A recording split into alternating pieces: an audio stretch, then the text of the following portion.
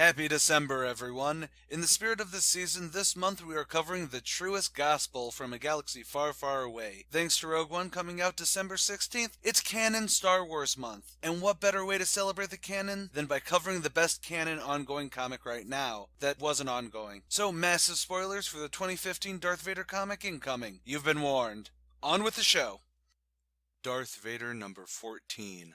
As Han, Chewie, and Luke all hobble their way back towards the Millennium Falcon, they send a message to 3PO, who relays it to Leia that Master Luke is okay, but she doesn't answer, as she stands toe-to-toe with Darth Vader. Meanwhile, Aphra and her droids escape the rubble and get a call from their furry cavalry. He's finally arrived. Back with Leia and Vader, she's doing a whole "you can kill me, but you can't kill justice" speech, but Vader kind of shrugs her off. He then looks over his shoulder, saying that someone cannot sneak up on the Dark Lord of the Sith. But there's no one there, and Leia kinda leaves, wondering what the hell just happened, with Vader telling himself that she'll lure the boy to him. Yeah, odd, but I guess it makes sense, kind of, tactically. Leia runs back to 3PO, telling her that everyone else is dead, so it's time to hit her current location with everything they have, no matter what. She tells 3PO to leave, and tell Han and Luke that she's sorry. Speaking of Han and Luke, they're on the Falcon when they get the message. While Han is saying that they'll be canceling her heroic sacrifice, a ship rams into them, bringing the Falcon down hard into the desert floor. Black Chrysanthemum exits his own ship and blasts a hole above the cockpit of the Falcon. Han thinks that he's there for the bounty on his own head, but Santi pulls out Luke and throws him towards his ship. But boom! Chewbacca dives into Santi. Han tells Luke to go save the princess while they handle Santi. Meanwhile, BT and Trip Zero run across 3PO, and they procure his arms to replace Trip Zero's cut off ones. Good times. But really, the big thing is that Vader finally gets to Leia's location, and she presses the button. Y-Wings begin to fly in, ready to bombard the place, but suddenly, squadrons of Imperial TIE fighters begin to pour down on the area, attacking and destroying the Y-Wings. Yet they aren't there to defend Vader. As one of the Y-Wing pilots gets out of their downed craft, a purple lightsaber slams through him. Commander Carbon has come to Vrogus Voss with his own Imperial army for Skywalker.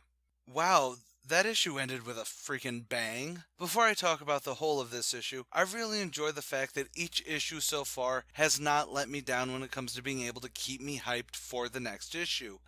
I know that's not a big worry since I'm binge reading these regardless, but it's actually hard to balance out how many perpetual dun dun dun enders can ruin the excitement for the next issue, be it actually overhyping with just always ending with a new twist. But these issues are paced perfectly that you can have Carbon show up with an invasion force without going, geez, throw in the kitchen sink next. Okay, now to the actual analysis bit. So, while not actually a lot happened, literally just Santi attacked the Falcon, Leia is ready to sacrifice herself, and then Carbon pops up. But it's a lot of character stuff that pads it out so you can have 20-something pages of action that doesn't have to be slaughtering armies to be interesting. And I think that's what the Leia bit really added. I mean, Han and the Millennium Falcon are the primary actions in this, with Santi attacking, and Leia's scenes with Vader are massively talky, building to the climactic sacrifice that doesn't come. But even that gets an awesome swerve to the Carbon reveal, and I just really like it. The only thing I'm hoping is that tomorrow we don't lose the one-track mind that Leia has, and maybe even give it a bit of a confrontation, since she really did just try to kill herself to end Vader. But that, you and I will have to wait until tomorrow to discover. See ya then!